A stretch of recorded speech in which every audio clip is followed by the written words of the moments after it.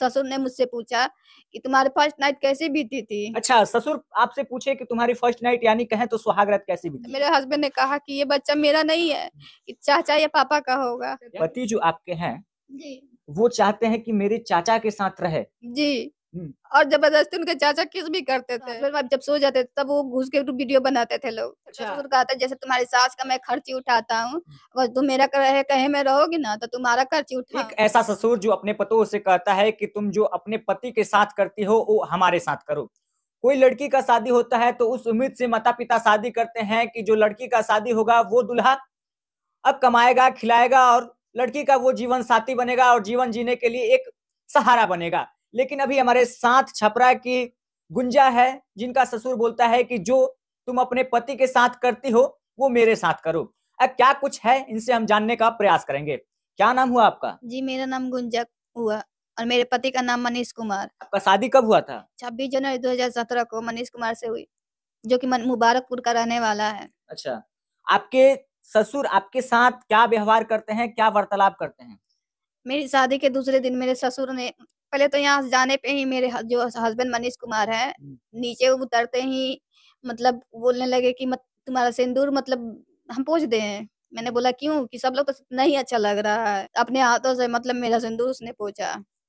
और दूसरे दिन जब मैं गई, उस दिन गई, उसके दूसरे दिन मेरे ससुर ने मुझसे पूछा कि तुम्हारी फर्स्ट नाइट कैसी बीती थी? अच्छा, ससुर आपसे पूछे कि तुम्हारी फर्स्ट नाइट यानी कहें तो सुहाग रात कैसी बीती? जी, कि तुम मुझे अपना एक दोस्त समझो और दोस्त समझ के अपना दिल का हाल बताओ। तो मैंने बोला कि आप ये कैसे पूछ सकते हैं? आप ससुर हैं और ऊपर से आप ये मुझसे पूछ रहे हैं, हम आपकी बेटी के समय तो कहे छोड़ो ना, बेटी से क्या होता है? हम तुमको एक दोस्त समझ के बताओ तुम मुझे। यानी कि ये सारी सिलसिला शादी के अगले दिन से ही चालू हो गया। जी, और उसके बाद मेरे पति मनीष कुमार ने अपने रिलेशन के बारे में बताया कि और इसके बारे में मैंने पति को भी बताया कि रिलेशन का मतलब यानी कि कौन सा रिलेशन?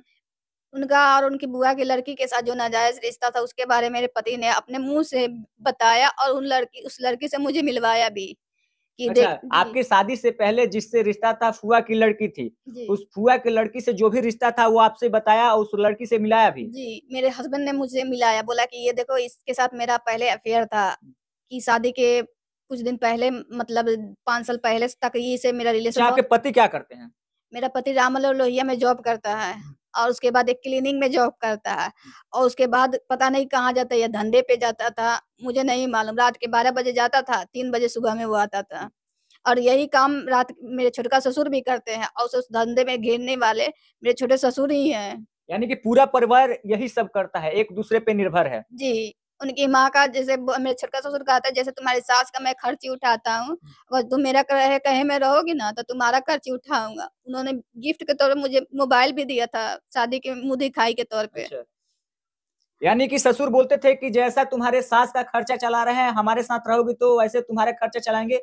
और गिफ्ट के तौर पे वही मानसिकता देखते हुए यानी कि आपसे गलत तरीके से काम करने के लिए वो फोन दिए थे। जी, बोलते थे कि तुम जिस हाल में हो, जब जहाँ कहीं भी हो, मुझसे वीडियो कॉल करना। हम हाँ। जब दिल्ली चले जाएँगे ना तो तुम मुझसे वीडियो कॉल करना। अच्छा, और कितना शादी में कितना दहेज दिए थे लोग आपके माता पिता?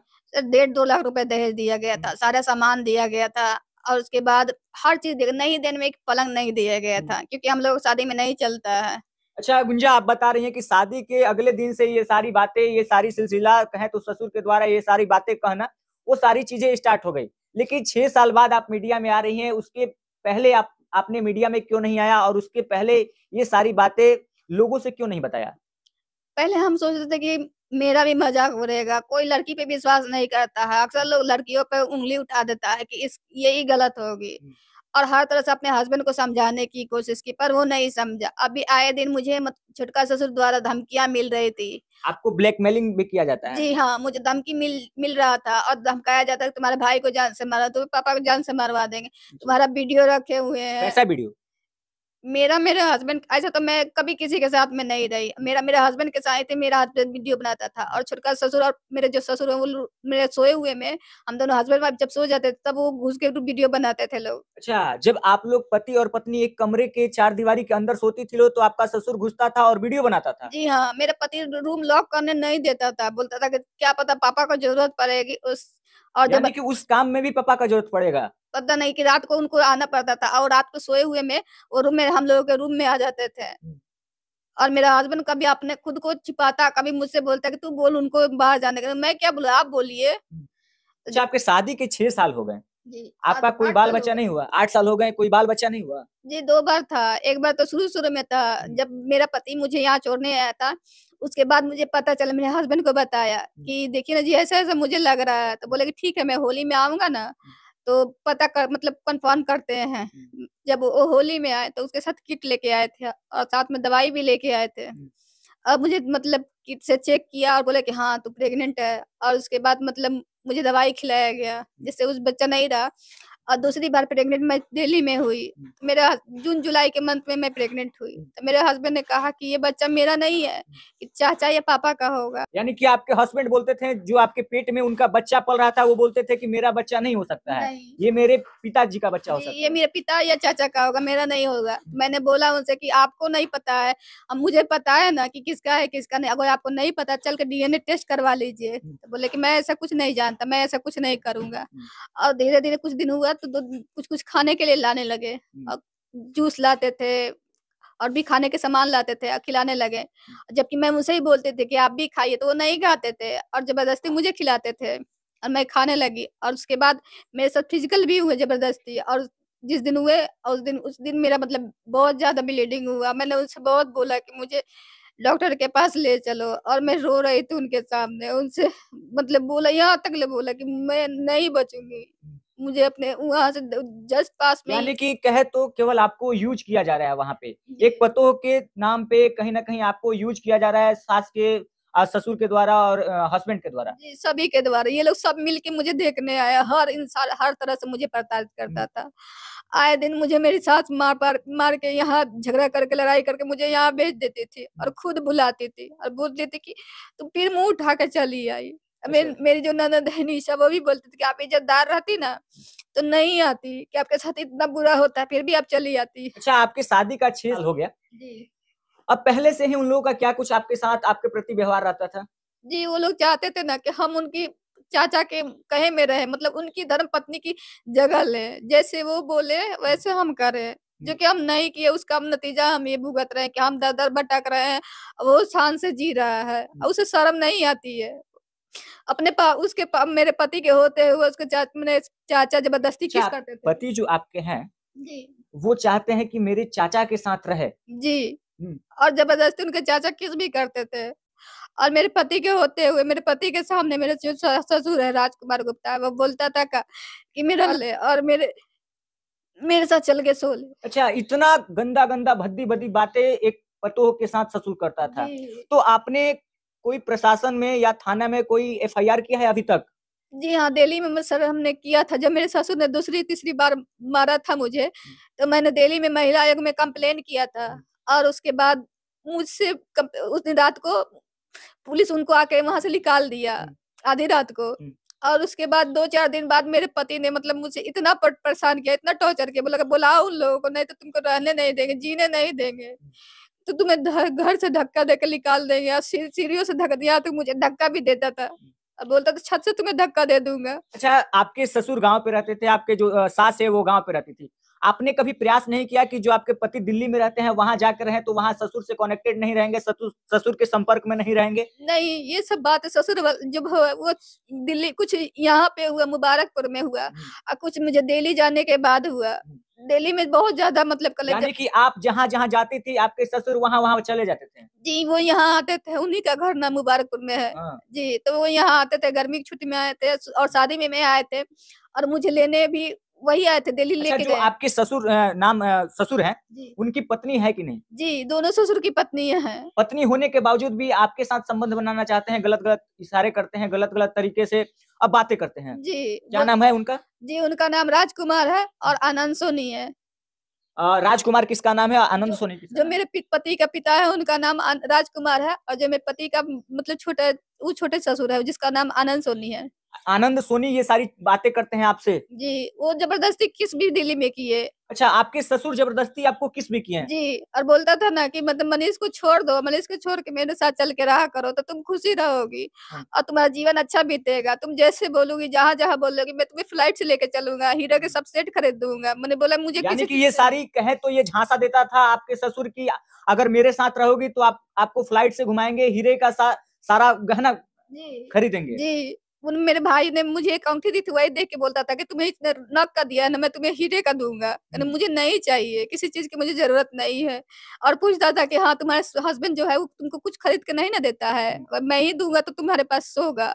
क्या लगता है कि अगर हस्बैंड आपके सही होते तो आपके ससुर भी, छोटे वाले ससुर भी या बड़े वाले ससुर या आपके सास, बोलने का अधिकार नहीं होता, बोलने का हक नहीं होता? बिल्कुल नहीं और मेरा हस्बैंड सही होता, तो अपने जैसे बोलता है ईगो उसका ईगो है कि हाँ। मैं तो उसका ईगो तब हर्ट कर नहीं कर किया जब उसके सामने उसके पापा ने बोला कि मेरा लड़का ले। जब उसका ईगो तब हर्ट नहीं हुआ, जब उसके चाचा ज़बरदस्ती मुझे किस करते थे। जब खुद से बोलता है कि हाँ, जैसे तुम मेरे साथ रहती हो, वैसा उन लोगों के साथ भी रहा करो। अच्छा, खुद पति बोलता था। जी, बोलता था कि जैसे तुम रहती हो ना, ये लोग को बुरा लगता है, तुम अच्छा मुझे गुंजा, यहाँ के आपके, आप अभी नैहर में हैं, जी। आपके पिताजी क्या करते हैं? कितने भाई-बहन हैं आप? मेरे पिताजी का सुनाई दुकान है छोटा-सा हुँ, और हम 5 भाई-बहन हैं, 3 बहन 2 भाई। हुँ, तीनों की बहनों की शादी हो गई है और 2 भाइयों की शादी अभी नहीं हुई है। हुँ। अच्छा, आप प्रशासन से क्या न्याय माँगना चाहती हैं? क्या कुछ आप माँगना चाहती हैं, रहना चाहती हैं उन लोगों के साथ, उनके साथ, अपने हस्बैंड के साथ? जी, मैं अपने हस्बैंड के साथ रहना ही चाहती तभी तो इतना नतीजा मेरा हो रहा है। अगर यानी रहना चाहती हैं इतना कुछ होने के बाद भी? जी, अब वो लोग बोलते हैं कि तुमको नहीं रहने देंगे, कि कुछ भी हो जाए सातों पता लेख हो जाए। मेरा ससुर छोटका ससुर कहता है कि तुम जब मेरा बात नहीं माने तो हम तुमको रहने ही नहीं देंगे। जैसे कर आए दिन मुझे धमकियाँ दी जाती है, गंदी-गंदी गालियाँ देते मैसेज किया जाता है। कितने दिन पहले आपने थाना में कंप्लेन किया था? अभी 1 महीने पहले भी किया है हुँ। और नवंबर मंथ में भी किया है कि मुझे पता चला कि मेरा पति मुबारकपुर में आया है, तो मैं उससे मिलने गई अपने पापा के साथ में। तो इन लोगों ने मतलब मेरी सास उषा देवी, राजकुमार और क्या नाम है आनंद सोनी की वाइफ जिसका नाम पूनम है और मेरी छोटी ननद नेहा और काजल, इन लोगों ने मतलब हमला कर दिया, जिसका रिपोर्ट जाके हमने थाने में दिया पर थाने ने हमको रिसीव ही नहीं दिया और उस यानी कि थाना भी जो है वो, प्रशासन भी है, अच्छे ढंग से काम नहीं कर रही है? मेरे मामले में नहीं कर रही है, लेकिन उन लोगों ने झूठा केस किया तो उसपे इतनी फास्ट कार्रवाई की गई कि यानी कि कहें तो जो प्रशासन है उन लोगों से पैसा लेके उन लोगों का केस हैंडल कर रही है, आपका केस नहीं देख रही जी है। हाँ, मुझे यहाँ तो प्रशासन से प्रशासन बिकी हुई है। जी हाँ, और उन्होंने भी मतलब वहाँ से मुझे धमकी भी तुम बार-बार जो कंप्लेन कर रही हो तो उल्टा में तुम पे ही केस कर देंगे हम लोग, तो दिन भर अच्छा, घूमते रहना। आप पीड़िता भी हैं, आप पे केस भी किया जाएगा। जी, कौन बोलता है, आपके ससुराल वाले? नहीं ये मोटावाला थाना में बोला गया मुझे। अच्छा, थाना प्रभारी बोलते हैं जी। कि आप पे भी उल्टा एफआईआर हो जाएगा। जी सर, वहीं पे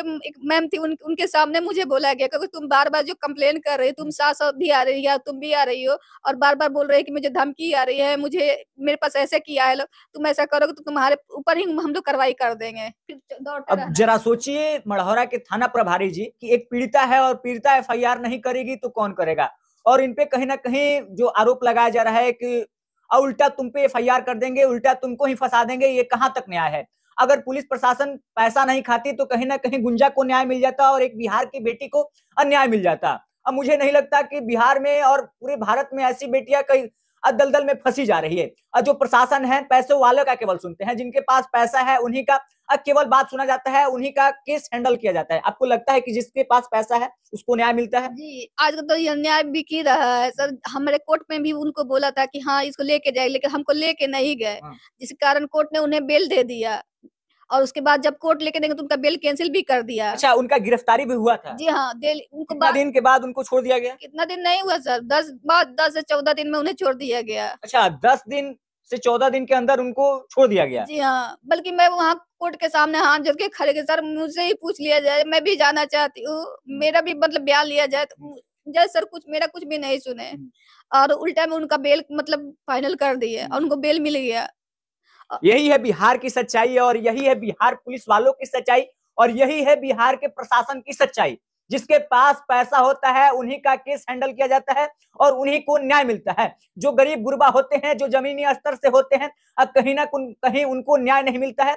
अगर अगर बिना पैसों वालों का, अगर गरीब को न्याय अगर मिलता, गरीब के साथ प्रशासन खड़ी रहती, गरीब का अगर सरकारें सुनती तो कहीं ना कहीं बिहार की बेटी, छपरा की बेटी गुंजा को अभी तक न्याय मिल गया होता। अब बाकी अभी हमारे साथ छपरा की बेटी गुंजा थी, जिनका ससुर बोलता है कि जो अपने पति के साथ करती हो वही सारी चीजें हमारे भी साथ करो। अब जरा सोचिए, सुन के आप लोगों को कैसा लग रहा होगा। एक कोई भी बेटी जाती है, कोई भी पिता या कोई भी माता अपनी बेटी का शादी करता है तो उस उम्मीद से करता है कि मेरी अब बेटी जिस घर में जाए सुख शांति से रहे और एक अच्छा जीवन साथी मिले। अब बाकी गुंजा के बारे में क्या कहना चाहते हैं और गुंजा के ससुर के बारे में क्या कहना चाहते हैं, गुंजा के पति के बारे में क्या कहना चाहते हैं और खास तौर पे अब छपरा के, मढ़ौरा के, बिहार के प्रशासन के बारे में क्या कहना चाहते हैं, कमेंट सेक्शन में जरूर बताइएगा। इस वीडियो को देखने के लिए आप सभी तमाम दर्शकों को दिल से धन्यवाद। जय हिंद, जय बिहार।